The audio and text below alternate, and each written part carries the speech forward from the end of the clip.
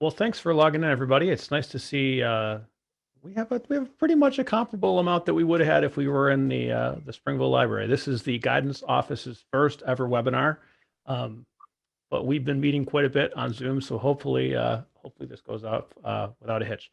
I'm Mr. Krishon, and I'll let you guys go around. I'm Mr. Mathewson. Oh, I'm Mr. Mathewson, if you didn't hear. And I'm Phyllis Brennan. Obviously, a webinar here, we have to have a little bit of a way to interact with you. So you should notice whether you're on an app or a computer, there's a Q&A section at the bottom. So I'm going to be running the slideshow for this presentation, which will be uploaded tomorrow onto the guidance website. So if there's anything you missed or you want to hit one of the links for, that will go up there. But if you have a question during the presentation, one of us will be manning that Q&A or watching that Q&A section there. So feel free to type that in.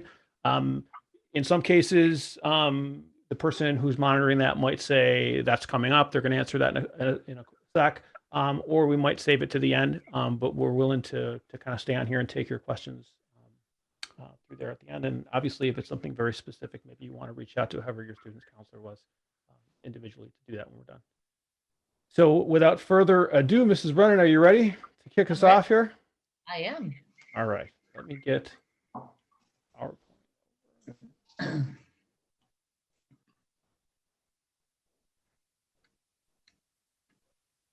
okay. So before we kind of start the actual presentation, I just wanted to kind of give you a little idea about what to expect from the evening. So when we think about careers and things like that, we're going to present a lot of information tonight. So it's not information that you need to memorize. It really is trying to give you a timeline of when things occur and also give you some ideas to start some conversation with your child as they move into their senior year. So that's the first thing. The second thing is we kind of present things tonight in a very general term because everybody's at different points in deciding their career or their post-high school plan. Once the presentation is over, in the spring, starting around March, we will begin to meet individually with each student. So at that point, it is, good to have some of these conversations so that when we are meeting with kids, we can get very specific in terms of where they're at in their plan and in their career choice. So I just wanted you to know that before we get started, because there is a lot of information to share. So when you think about, how does somebody decide what they want to do post-high school? Some people, have known since third grade they want to be a teacher and, they still want to be a teacher. So they kind of have a plan. And for them, it's more about putting their plan into action and taking the steps needing to get there. Other kids you talk to and they don't know what they want to do. So one of the things it's important to do is to start having conversations with them about kind of some general areas of careers. So, you might not know that, you want to be a radiologist, but you want something in the healthcare field. So we begin, that's one of the conversations it's important to start. Is it a business area? Do you like technology, healthcare field? And usually people pick careers at things they think they're good at. They've done a couple technology classes or they're involved in technology and they really like it. So it's good to kind of mirror the things that you enjoy doing into a career so that when you do get out in the workforce, you're doing something that you love. Also starting some conversations, what kinds of things do you think you're good at? What kind of jobs do you see yourself in? Look in your community, what seems like would be an interesting job or profession. You look at family, what kinds of things kind of careers are within your own family, and kind of make some ideas and conversations from that. When you begin the conversations, if you're still struggling to find, what they want to do, there's some other devices that might help as well.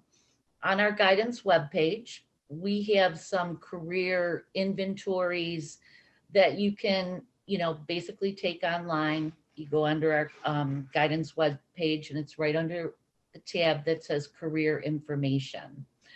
So when you go on there, you can have your child take some, interest inventories to kind of help basically answer some questions about things they like, things they don't like. And at the end of the assessment, it kind of gives you ideas for careers that might be good for you based on how they scored on the assessment. There's also a link there for an occupational handbook. So if like I definitely want something in the technology field, you could definitely use the occupational handbook to just get some resources and some additional facts about different careers so that you can begin to have further, more in-depth conversations. The other place to look is real life experiences. And I definitely think the pandemic has had a little bit of impact on this. We often encourage kids to go out and do some volunteering and to try to work or be around kind of the area that they might want to go into. So if it's in a hospital, volunteer in a hospital. If it's in a business, look at volunteering for a business. In this time, a lot of times with the COVID, a lot of places are really limiting the volunteer or allowing other people into their agencies. But it's certainly, people are still interested in, reaching out, asking for interviews, or if they can talk with them about their profession. People really want to share what they do. And I think they also like to share, if I have to do this over, I would do, this differently, or I would do more of this. So I think they do, you often will find people that are more than willing to have conversations with students and to, kind of help them guide in one area or another. You can advance, Mr. Michelle. So if you look at the post-high school opportunities for kids, most of the time it's college, military, vocational or certificate programs, or employment. For our students specifically, 44% of our kids go to a 4-year school, 19% of our kids go to a 2-year school, 1% go to the military, and the rest go into direct employment. These figures are always based on the previous class, so that's where the figures are coming from. You can advance. So if you take a look at military and you have a child that's thinking of the military, some things to consider and to be aware of. The first is something called ASVAB. It is basically a vocational battery or a vocational test that is required for entering the military. We provide or give the ASVAB at the school once a year, and it was just given a couple weeks ago. However, recruiting offices can give the ASVAB anytime throughout the year. So if military is something that your child is thinking of, that's one of the first things you want to look at, is making arrangements to take the ASVAB. At the end of the ASVAB, you're given a score, and some of the branches of the military require a minimum score on the ASVAB to enter that branch. So one of the things is it's good to get the score and see how close you are to whatever branch you're looking at. And if you need to study or do something differently, then you'll have time to do that. Also, take a look at what types of military careers are out there. There's a lot of different ways to enter the military. Look at officer versus enlisted. There's also a lot of different college funding opportunities. So when we look at that, we're talking a lot about like ROTC programs. So in an ROTC program, basically the student would go to college, but they would sign a contract with the military as well. So they would finish college, the military would pay for that, and then they would be responsible to fulfill their commitment to the military after the college. If you haven't talked to a recruiter in the area that the child's interested in, that's definitely now's the time to start having those conversations. Also, there's different academies with the military. So that would be like West Point or any of the more elite academies. You definitely want to get information and look at the requirements for that. There are a lot of academic requirements for the academies. So you want to make sure as you're planning for your course selections for next year, you're kind of hitting all the points that might be needed in the academy. There is a link, as Mr. Kershone had referred to, with some of the links to the military, the ROTC, all of that on our guidance webpage so that you can get a little bit more information on that. You can advance, Mr. Kershone.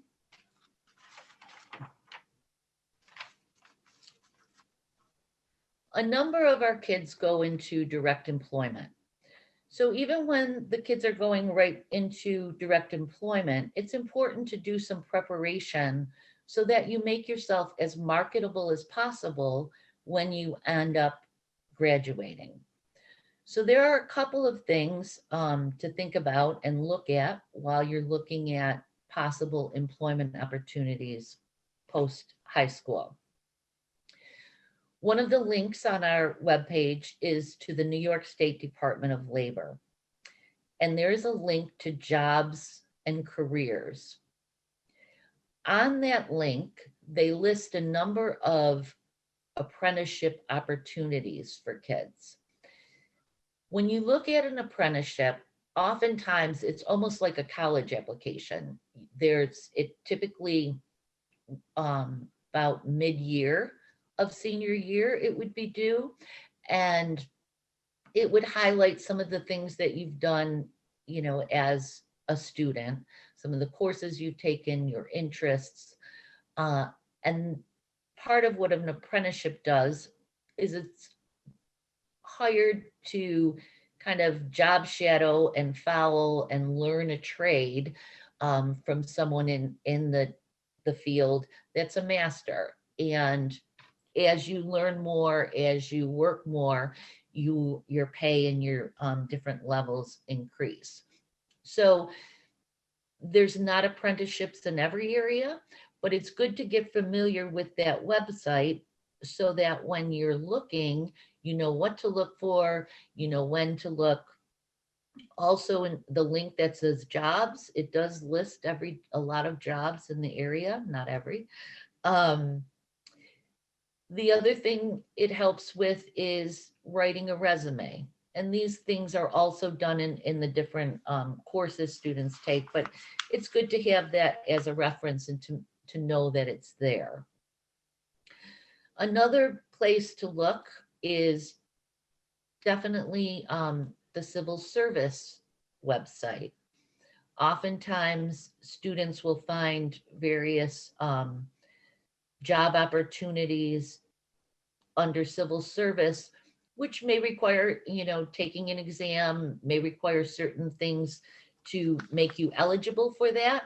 But it's good to start looking at that to know what's out there in terms of the various careers in the civil service area.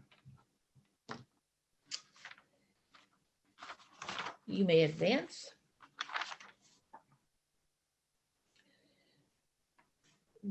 Another avenue for our kids, like we had said, is the college or vocational avenue.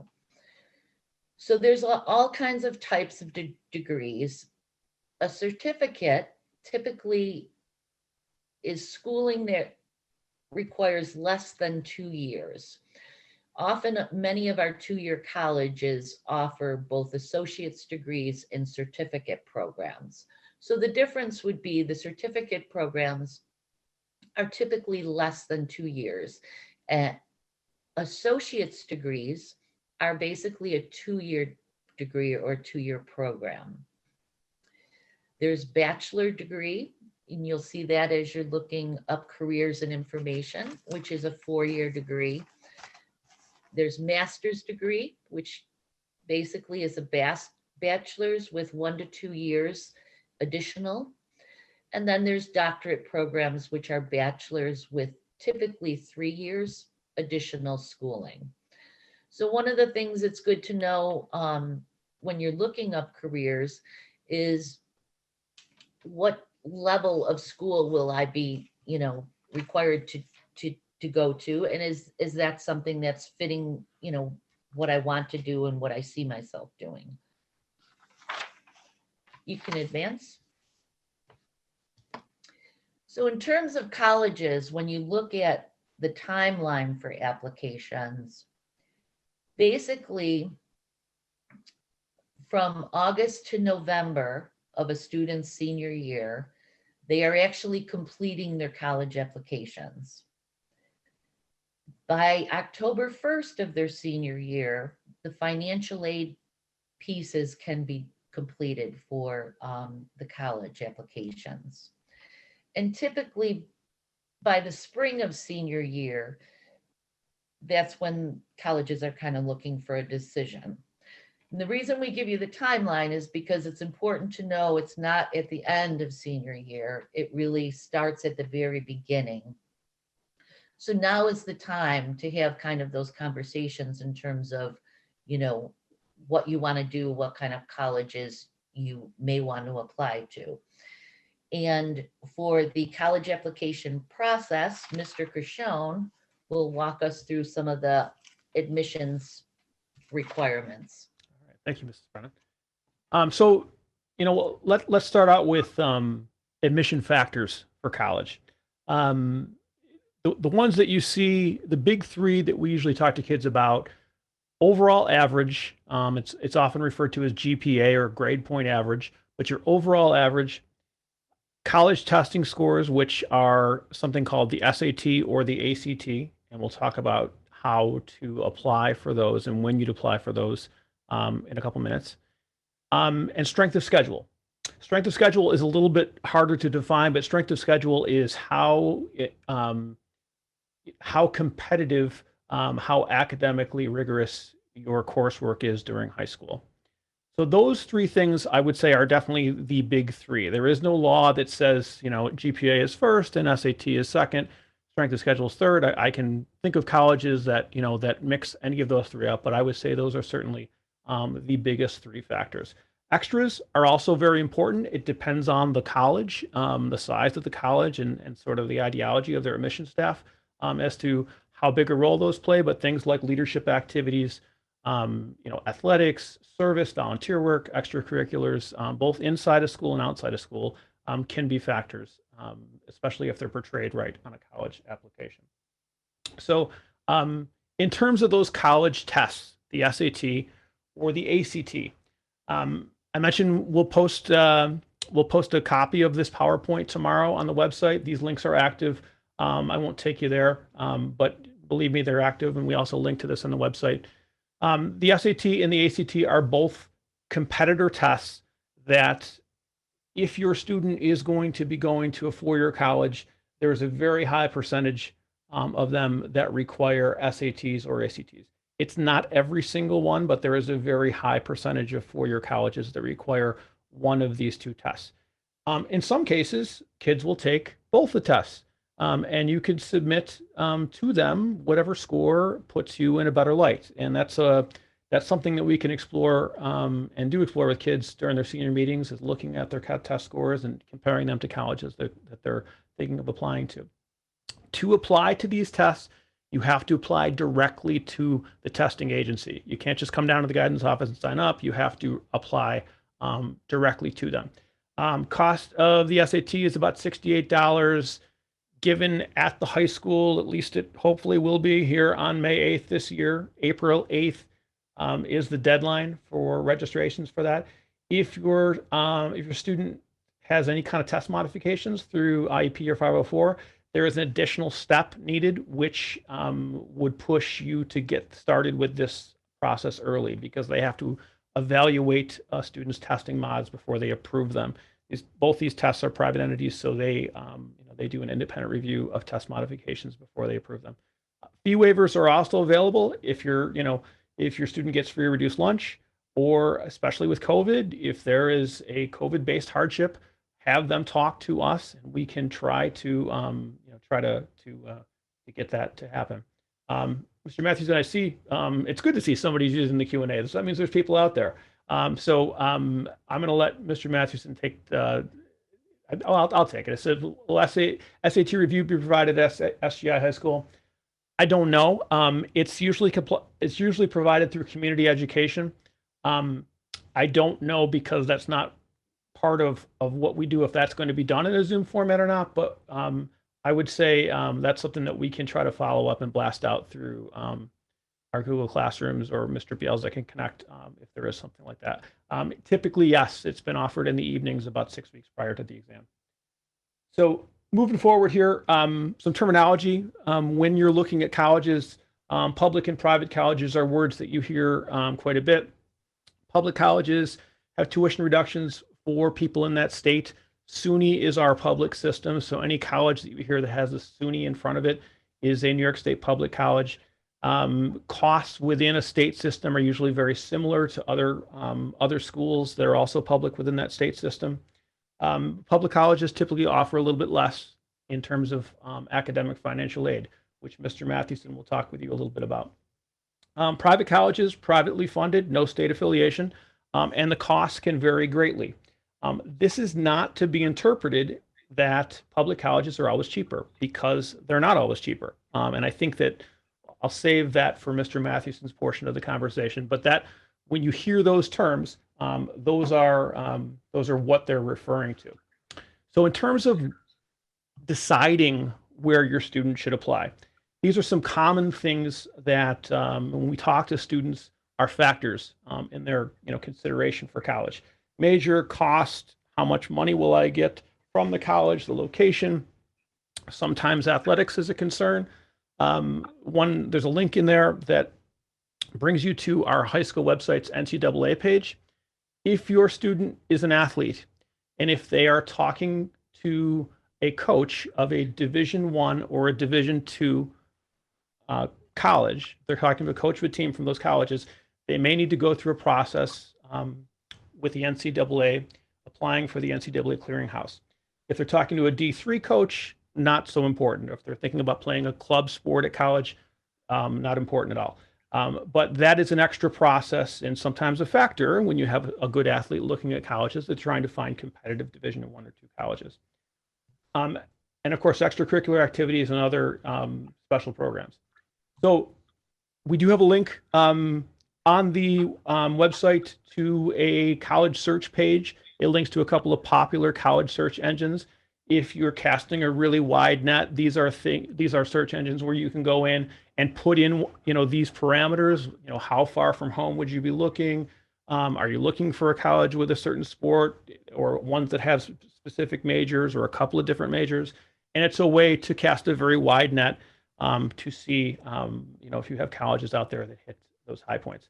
For students who are looking more locally, I wouldn't advise using one of those. It's probably easier to, once you get down to a list of 10 schools or so, it's probably more advisable to be looking at websites and getting direct information from there. And if you're just looking locally, that's probably the best place to do that. Moving along here, college visits. this is certainly something that COVID has changed drastically. Um, and of course, not knowing where we're going to be with that next year, um, I will say what I usually say at this slide when we do this is that to me, finding a college is a little bit like finding a car. The first thing you do is your research. So you do that sort of, you go online and you search and you think about, well, how much can I afford to spend? And you know, what features do I need? And what's important to me? And what colors are available or whatever it is. And then you narrow that list down and then you go for the test drive. You know, I'm not saying that people don't go for the test drive first, but what could happen if you go to the Porsche dealership and go for that test drive before you've really looked at what those cars cost is you get attached to a car that maybe isn't the best financial choice for you. That happens to students as well. So I would say that the fact that the college visit is with COVID is certainly probably going to be pushed back for this class is not such a bad thing. I have students who will apply to colleges that really are a good fit on paper that they've heard good things about, and as Mrs. Brennan referenced in a slide previously, that decision point comes last. So your actual decision could be based on a college visit you do in February or March of your senior year. And based on restrictions at that point, you might get more out of a college visit at this point. Many colleges we're seeing right now are doing virtual visits, which certainly, by all means, go do a virtual visit. I mean, that's, if you can find a college that you're interested in doing those right now, by all means, go do those. But here are some, bullet points that, we try to recommend. Make sure the admissions office knows that you're there when you're visiting a college, even if you're going and you're visiting, along with a student who's there that you know already, or things like that are good points to be aware of. So in terms of applying, probably the two most common ways we see kids apply to college are the SUNY app and the Common App. And the SUNY application is a one-stop shop if you are applying to New York State public colleges only. The Common application is sort of the same thing, except it combines not only New York State publics, but many, many private colleges and colleges from across the country, and even some international schools.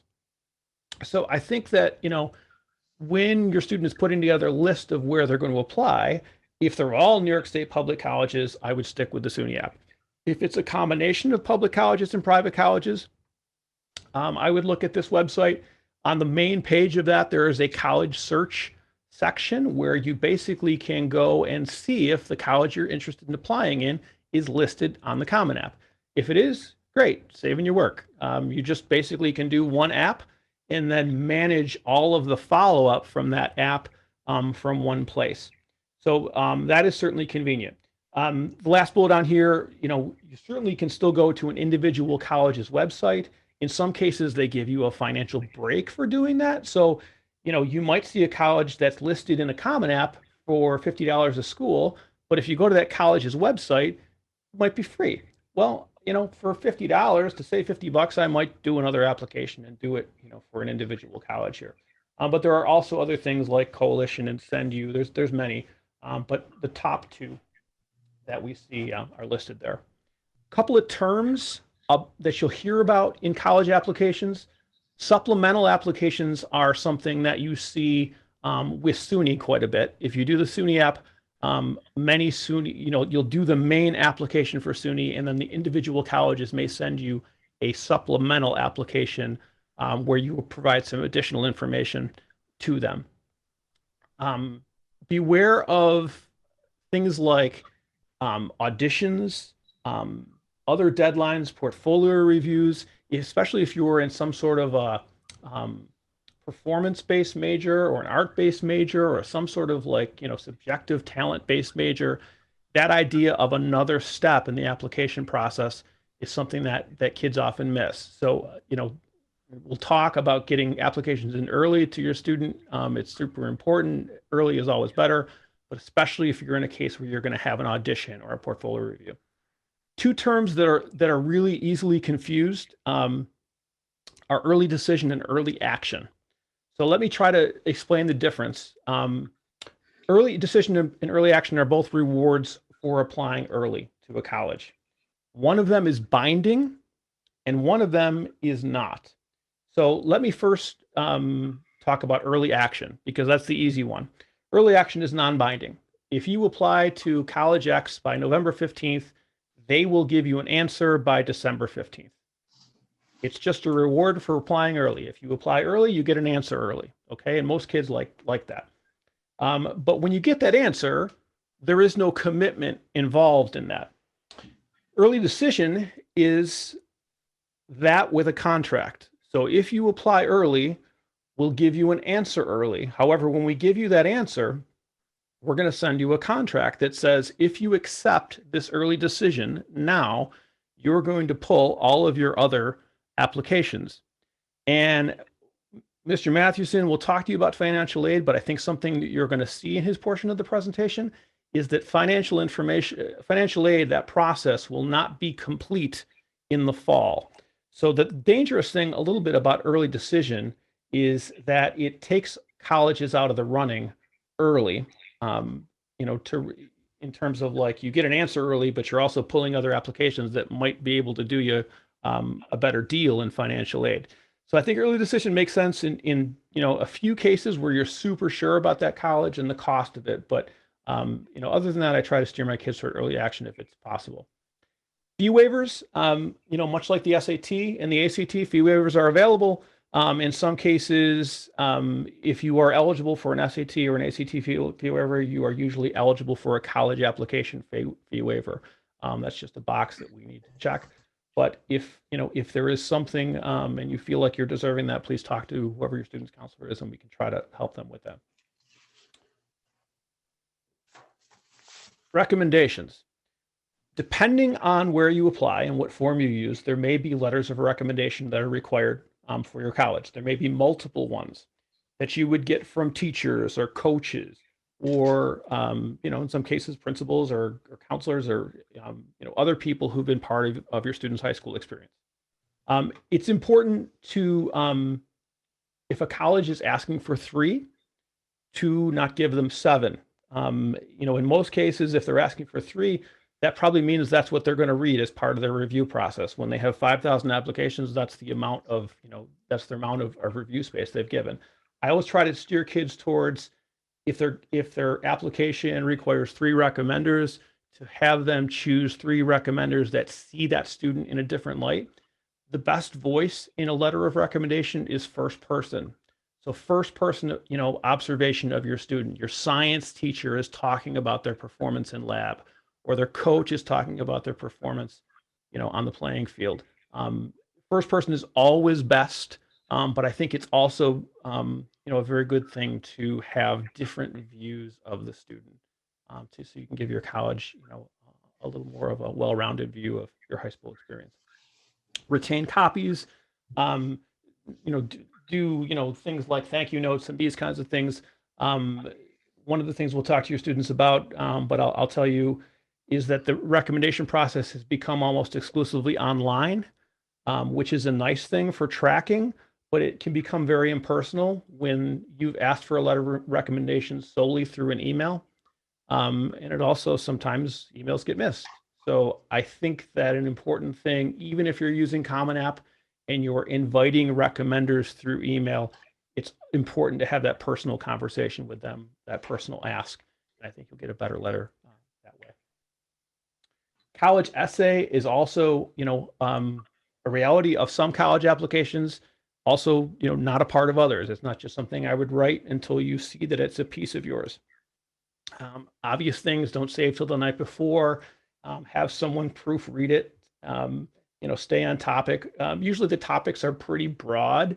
And I think that sometimes students can take something that they have written prior in an English class and modify it or do something to sort of, fit it in. In some cases, students would rather write something completely from scratch, and that's fine too. But sell your strengths and, if appropriate, in a way, acknowledge areas that you need to work on and improve. Lastly, after application, communication, communicate with us, about things like, your transcript or things like this. One of the things that happens with online applications, particularly Common App and SUNY App, is students feel like, since it's an online process, that like everything is done and magically happens. In Common App and in SUNY App, we do get a notification, but if you just apply directly to a college, we have no mechanism to know that until you tell us. So it's always good to let us know where you've applied. We have a process where we track every transcript that we send, so we know what date they were sent out. And if you ever get, communication from a college that they don't have something, send that to us, or notify us, and we can usually point out the date that it was sold, and that sometimes will help them find it, as opposed to sending something new. But we certainly, mail is still a thing, and lost emails are still a thing, so we certainly can resend if that's something that we need to. I think with that, I'm going to turn it over to Mr. Mathewson for the financial aid process. Okay, those are a few links that we have on our website. Just some general information in terms of scholarships that everyone always asks about the graduation scholarships when they come out. Where's the form? And we also have some that regional scholarship, our local Western New York scholarships, New York State scholarships that our kids have received enough to make them worthwhile for students to apply to. So those are updated every couple of weeks by our secretary. The prime time for those is usually, after application time. So it's usually November through March. You'll see those. You can go to the next slide, Mr. Cushon. So it's just a title slide, but I would like to say a word. I mean, obviously we're in a strange year. I think the word navigating for the junior students and parents is going to be, a key word. A lot of people are reacting to COVID. Colleges are reacting in terms of sometimes in terms of their admissions requirements with SATs. It only makes sense that the financial aid process is also probably going to evolve over the next year or so. When you think of governments, whether it's state or federal, there's obviously budget concerns. When you think of families and some of the financial hardships that have gone on there, the appeal process, the communicating with the financial aid office at the schools your students are applying to is going to be more important than ever. So I would say pay attention, have your kids do your research, contact the schools they're applying to. Just keep on top of things, because there's no doubt they're going to evolve over the next year. Okay, you can go to the next slide. So that being said, in terms of the possible reaction by colleges and governments and things like that, we will talk about what we do know, which is the financial aid process that is pretty standard. We'll go over some of the terms, like what does a college cost, when do you apply for aid, what the different sources of aid are. Probably most important in terms of a concept is how is financial need determined. It's a definition that's part of a federal formula in terms of the FAFSA. It's not really a definition that you or I would consider as financial need. So understanding that probably will put things in perspective for you. And then we'll look at typical financial aid award letters and have some time for questions. So the next slide. So how much does a college cost? I mean, we all know that they cost different amounts, but probably a better question to ask is, what is the cost made up of? Okay, so the cost of attendance is a budget figure that each school develops, and it's used as in the formula of determining financial need. There's two types of costs, and you'll see the top two are listed as direct costs, and the bottom three are listed as indirect. The easy way to think about that is the direct costs are the costs that go directly to the school, and the indirect are things that occur throughout the year that you don't necessarily have to pay through the school. I mean, you can get books and supplies from the bookstore, but you can also get them online. You can also rent them and do things like that. So the 3, 4, and 5 are variables, and 1 and 2 are pretty standard for each student that applies to that school. But each school has a budget figure that includes those 5 things: the 2 direct and the 3 indirect costs. Okay, next slide, please. This is just a visual of the top bar is 2-year, then public 4-year is the next bar, public 4-year out of state, and then private schools. The blues, the dark blue and the light blue, those are the tuition and fees and room and board. Those are the direct costs. The other 3 colors are the indirect costs. So you can see that the majority of costs at no matter what level you go to are direct, but there is some variable costs included in there. Okay, next slide. So how is financial need determined? The cost of attendance, which is that COA, you subtract the EFC, the expected family contribution, from that budget figure, and the difference is the financial need for each student. Okay, that's the main thing you need. One of the main things you need to remember: COA minus EFC equals financial need. Okay, next slide. All right, so how is EFC determined? Estimated family contribution. It's determined by a federal formula when you fill out the FAFSA, which is the free application for federal student aid. And these are the things that, some of the things it includes in terms of the formula. Pretty basic stuff: age, parent, size of family, student's income, number of children in college, parents' income and assets. Again, cost of attendance minus this EFC figure that is determined when you fill out the FAFSA and include this information, that equals a student's need. Okay, next slide. So these are a list that the federal program puts out in terms of the types of aid.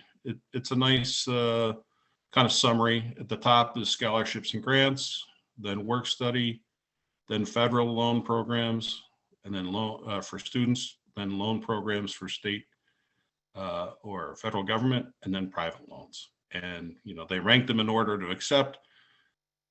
Typically, the scholarships and grants are considered free money, although there usually is an eligibility requirement and an eligibility to maintain the scholarship or grant. So there is something that the student will have to do to maintain, to earn it, number one, and then maintain it after that. Work study, the catch there is the student works and gets paid. Okay, and then the loan programs obviously have interest rates associated with them. Okay, let me go to the next slide, Mr. Michaud. So what is the difference between grants for college and scholarships? Okay, both are considered free money. You don't have to pay them back. I think at the bottom is probably the underlying part is probably the biggest way to define the difference. Grants for college are typically need-based. Scholarships can be need-based, but are also merit-based. So they're based on some kind of ability, ethnicity, religion, extracurricular activity, something like that. Okay. Next slide. So let's look at federal programs. I mean, we're talking about the FAFSA, and we're talking about the federal calculations. What types of student aid does the federal government offer? It comes in probably 3 types of programs: the grants, loan programs, and then the work study. Okay, next slide. So here's some examples of grants, and you can see the requirements to earn them are there, and then what the maximum award would be. The Pell Grant's a federal program. The estimated family contribution is between 0 and 5,700, and the award is about 6,300. The TAP grant is based on the New York State net taxable income, and the maximum amount of the award is about $5,100. Again, these are need-based, which goes to the definition of the difference between a grant and a scholarship. Okay, next slide. Sometimes, particularly the private schools, will have institutional money that they can designate as grants. I just used one local one as an example. Canisius College has the Canisius College grant, and it's, if you'll see, it says they may provide assistance to those who have financial need that cannot be met by federal state aid programs. So this grant is earmarked for those students who still have need after all the federal and state grants and programs have been applied. So again, you need to develop a FAFSA first. They check the federal and state grants, and then if there's still need, then they activate this Canisius College grant. That's typically how those work at the institutional level. Okay, next slide. So we talked about work study. What is it? I had two daughters who ended up doing it. It's based on need. Again, it's not, the need is, remember, the need is the COA minus the EFC, that equals the need. Your financial need may be different at different schools based on if the COA is higher or lower at a school. It's basically campus employment, usually about 12 to 15 hours per week. The thing I would recommend here is, make sure that this lasts for 4 years. Sometimes these work study programs last for a year or two, and then they move on and they give it to the next year's freshmen or sophomores on campus. So it is something with all these, it's something to talk about the renewability of them. Okay. Next slide. So the major loan program that the federal government has is, the major student loan program that the federal government has. These are the current interest rates, 2.75. You'll notice that there's a subsidized and unsubsidized. There are probably two differences between these two. The subsidized is based on need, and the federal government pays the interest while the student is in school. The unsubsidized is not based on need, and the student is responsible for the interest while in school. So the moment that you borrow it as a freshman, then the interest will start accruing.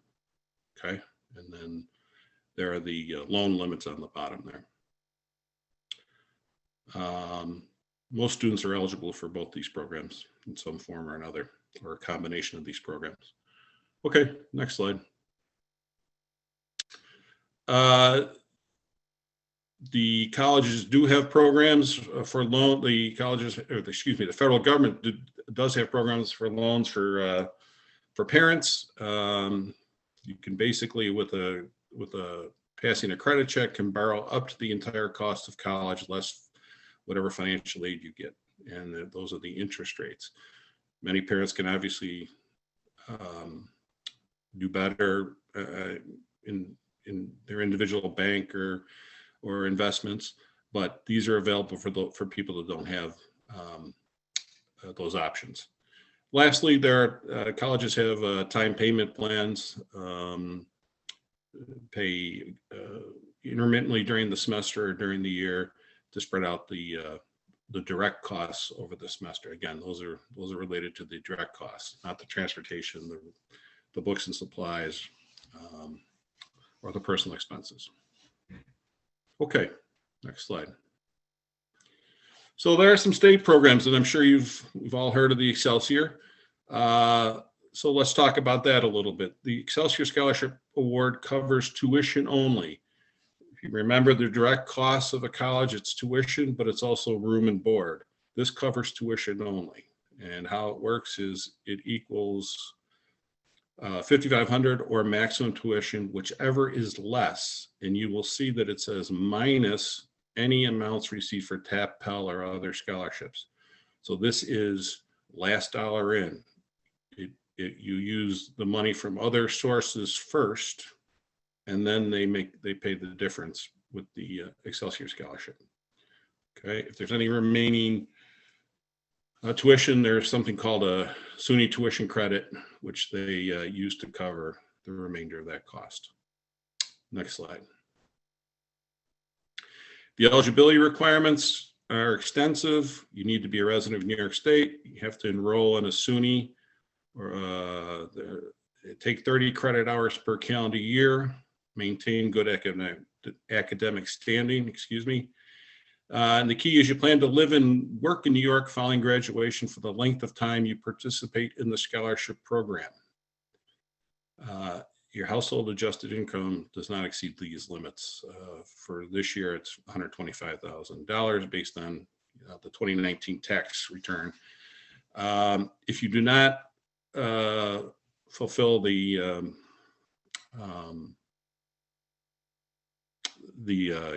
graduation commitment, the amount turns into a, I think it's a 0% loan, but it turns into a loan that you must repay, or a student must repay. Next slide. So you have to complete the FAFSA TAP because they're going to want that money to be paid first. Remember, the Excelsior's last dollar in. The application includes an agreement. So there's an agreement that's filled out regarding residency. And there's a spring, summer deadline.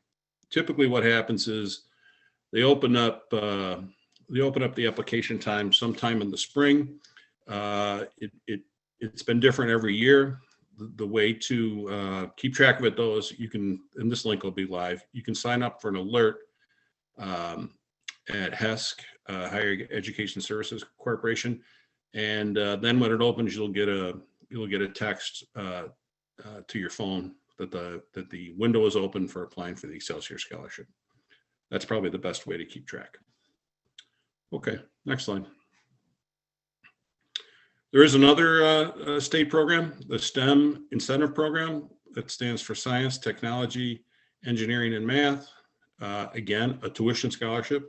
The eligibility is a little stricter. You need to be in the top 10% of high school. You need to study in a STEM field, maintain a certain average, and there's a 5-year service contract to work in New York State in a STEM field. And again, the information will be live, but it's the same link. It's HESC, HESC. Okay, next slide. Oh. So there are also private scholarship searches which you can do. These are the ones that most colleges recommend, the 3 at the top. They are on that link that we showed you in the beginning where there are scholarships on the guidance webpage. These are there also. You know, kind of a consumer warning is, you know, if you hear some of these phrases introducing you to private scholarship searches or things like that, I guess I would just say buyer beware. A lot of what they do, you can do on your own, or your student can do on your own with searches. Obviously, be careful giving out your credit card for things that you can do for free. Next slide, please. So when to apply? I sampled 3 local schools. I think one of the slides Mrs. Brennan had was that October 1st is when the FAFSA usually opens. That is true. Most schools are looking for you to do it as soon after October 1st as you can. It's based on your prior tax return.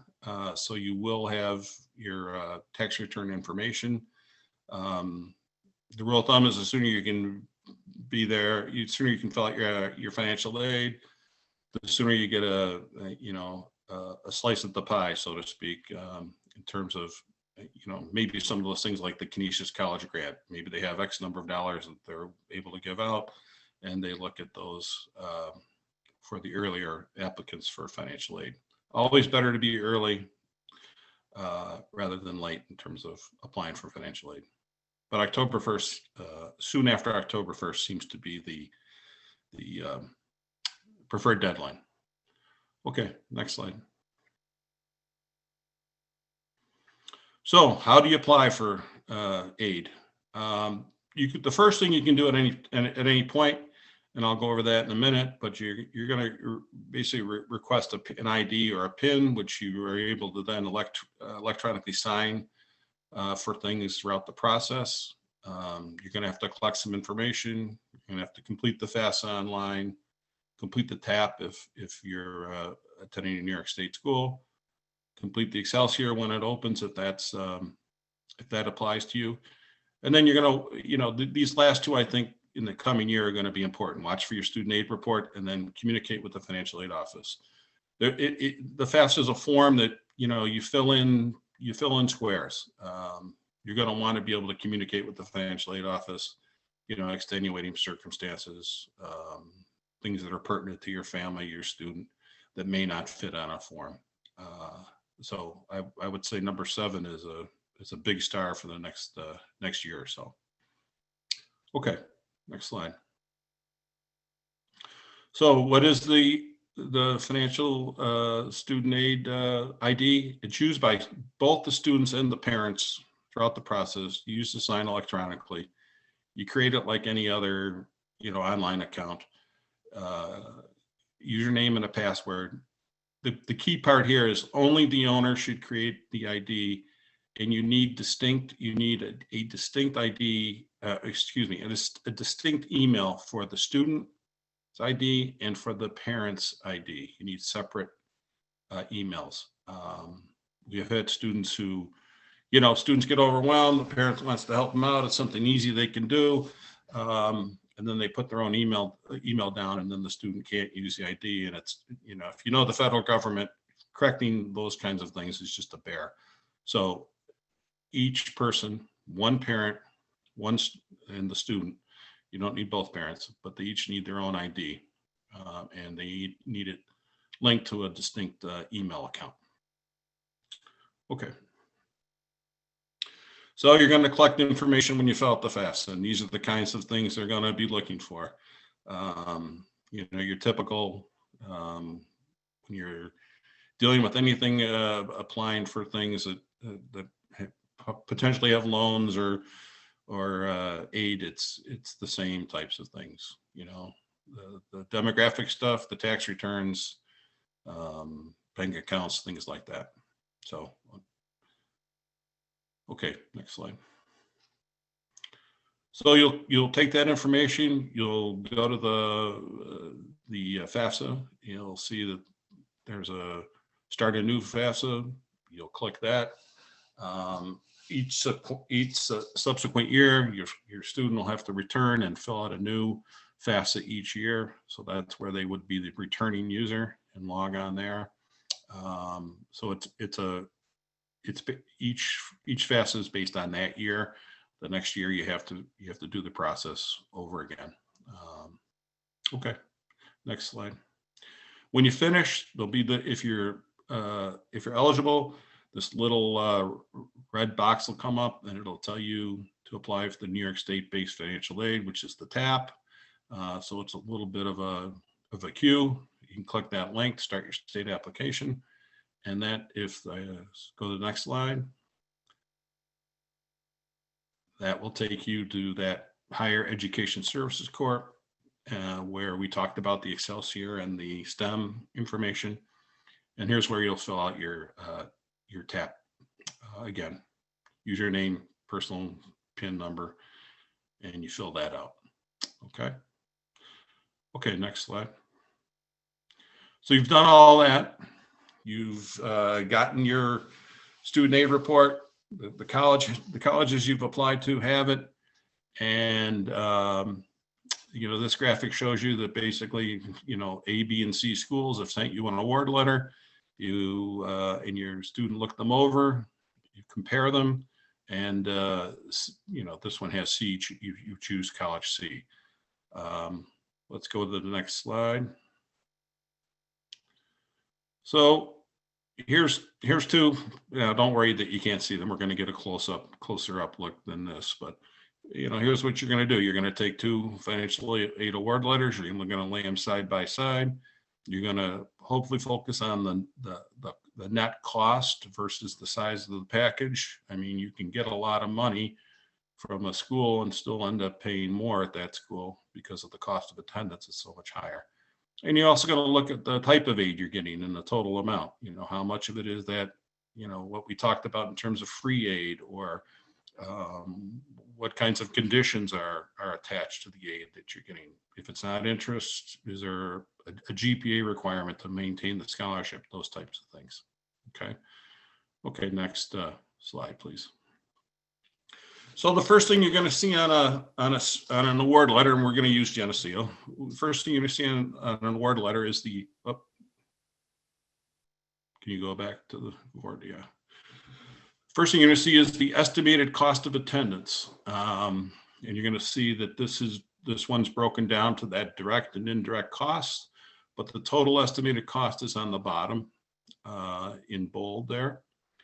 You will notice, if I just want to point out on the right, it says graduation rate, and it talks about the percentage of full-time students who graduate within 6 years. And I think it says something like 77%, and that's in the high range. That's 6 years graduation rate, 77% is high. Go to the next slide. So, you know, let's look at 6-year graduation outcomes just as a kind of a cautionary tale here. The bar on the left is the overall graduation rate in 6 years. The green, about 47% completed at the school they started at. Another 11% completed at a different institution. Another 11% are still enrolled. And about 31% are not enrolled in college anymore. Why is that important? Because many of those 30%, 31% borrowed money, took out loans, and those loans don't go away just because you stop going to school. So, you know, it is a conversation that we try to have with students. Obviously, the parent can certainly have that conversation. The idea of debt and good borrowing and smart borrowing, and you know that a college education has certain requirements to it and certain maturity related to it. We don't want to see anyone not graduating and have college loans to pay back. We hear a lot about kids who graduate and have college loans. That's bad enough. It's probably worse, that 31% there. So just a caution. Next slide, please. So that first part, the cost of attendance, we've already seen that. Now they've got listed the grants and scholarships. Okay, this is the free money. So we've got TAP, which is the New York State program. We got the Pell Grant, SEOG. I didn't really go over that. That's a supplementary economic opportunity grant. That is for the most needy students there are. So it's really not going to apply to the great majority of people. And it's usually a small amount like that. The SUNY tuition credit is there. That's something that SUNY can utilize to help offset costs of tuition. So the total grants and scholarships, no repayment required, is listed there, and it's about $12,000, a little over $12,000. Okay. So we've got the cost. Now we've got the free money. So the next slide. So the estimated remaining cost after grants and scholarships. So the net cost right there is about $11,500. And they give you options to pay those net costs. And again, they are options. They are offers. You don't have to accept them. But if you don't accept them, obviously you have to find some other way to pay them, whether it's a payment plan or savings or private loan or whatever. But the options to pay, there's the federal direct subsidized loan, the unsubsidized loan that we talked about, and then something called a Perkins loan. Unfortunately, the Perkins loan doesn't exist anymore. That was axed a few years back. It was a federal loan program, low interest loan program, but a federal program. Then also they've got an offer to do work study, which we talked about. Again, that's an estimated earning for work study, you work, and then that's about how much you would make over the course of the year. So next slide. So the you can see that the expected family contribution is 0. It's rare to see a 0. I have seen one this year, but it's rare to see a 0. And then they list the options for making up the difference of 2753, and it's a private payment plan by the college. Maybe there's some military benefits of the family, private education loans, or the federal loan program, which we talked about. Those are the options that they can offer you. Obviously, each family may have some additional. The thing to remember is that, again, that cost of attendance includes those things that are indirect. And if that indirect cost at that school is more than 2753, then for this award letter, the direct costs would be covered. The tuition, the room and board would be covered. So that's, a little bit of digging down into what the award letter is actually telling you. Okay. Next slide. So again, what is the source of aid? Is it free? What's the out-of-pocket expense for the student? Things like, will the scholarship be renewed? Is there a GPA requirement for the scholarship in college?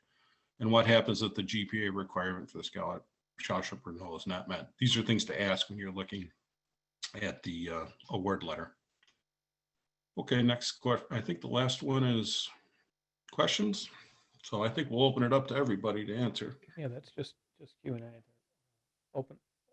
I think maybe there's some questions that were asked that we addressed individually through the Q&A at the bottom that we'll review. And certainly if you want to type something new in there, we'll stay on here for a little bit and take new questions. I think one that I answered was about 529 programs, which are savings programs, college savings programs. It asks, does a 529 affect families' EFC? And the answer is yes, it does. It does affect EFC. A 529 is looked at as basically savings, so it would affect your financial aid and reduce financial aid. Let's see. A few folks asked, are these? Is this presentation going to be on the website? I will post this to the high school website tomorrow. So give me a little bit, but that should be up by the end of the school day. And it will be, I think there's a presentations tab along the top of our page. So I'll put this whole presentation up. If you qualify for an Excelsior scholarship, can you apply for other scholarship money towards books and board and books, or does scholarship money only ever get applied to tuition? So Excelsior, as Mr. Matthewson said, was last dollar in, a last dollar in scholarship for tuition. So Excelsior is going to look at any other scholarships that you got that were earmarked for tuition, and it's going to reduce the amount you get through Excelsior by that amount. Excelsior comes really late in the game. So any kind of scholarships that you picked up from the college is going to see. Any kind of private scholarships you picked up in the springtime, it's most likely going to see. Excelsior is one of the reasons why we've changed all of our Springville High School graduation scholarships to say for other non-tuition expenses, because then Excelsior doesn't get reduced. But if you do get a scholarship that's earmarked for tuition, Excelsior will be reduced by that amount. We have a new question as well. We do. The question is, can you just review about the FSA IDs? So when you're filling out the FAFSA, one of the things there, a parent creates an ID and the student creates the ID. You complete the application, and these ID numbers, you're going to basically get a PIN, is going to be basically your signature. So when you're done with the form, you will need to sign it using your PIN, and your child will need to sign it using their PIN. So that's the reason that there are two PINs. It's not two different applications. It's it's really when you sign, you're signing using your pen. I think we have another new one. It says, with the announcement that the SAT will be eliminating the essay beginning in June, is it still recommended that students do the essay on the May essay, date at SGI, or does it no longer matter? A really good question. The funny thing about the essay with the College Board is it's sort of, it's sort of something that has been the Wild West with colleges. Some colleges want to see it, some colleges don't. Obviously, with that news, you would think that more colleges are going to be tending away from that. I think the safe answer is to pick up the phone or go to a college's website and email an admissions officer. And honestly, that's the safe answer to a lot of these questions, because I think students and people in general sort of want, like, an answer of how do you, what do you need? How do you apply? And really the answer is the game is a little bit different at every college. So I think I would ask that. It's a pretty quick targeted email. Will you require the essay on an SAT for someone whose application is coming in the fall? I think you'll get an answer to that. But it's a very good question. There's also another answer to that SAT, that whole SAT question. There are two reasons to have an SAT score. One is, does it get you into the school based on their admission standard? The other is that if a student is possible for an academic merit scholarship, sometimes those scholarships have SAT score requirements, like, a 95 GPA and a 1200 SAT score make you eligible for a certain scholarship. So it is, even though they may waive it, there may be, even at some of those schools that are waived, there may be still some SAT requirements in terms of academic merit scholarships. So again, check the financial aid page of those schools. And I do know most of the schools that waived the SAT requirements this year, there was an October test that some of the kids could get into. So if they took the October test, they basically were given the option, do you want us to consider these scores or do you not want us to? So if you scored really well, some of the students wanted them to be considered and others wanted to just keep them waived. I don't see any other questions, but if you're typing, keep typing. We're going to talk for a couple more minutes here, and we're going to do it without mute on. We will start our meetings with students coming up here in March and April.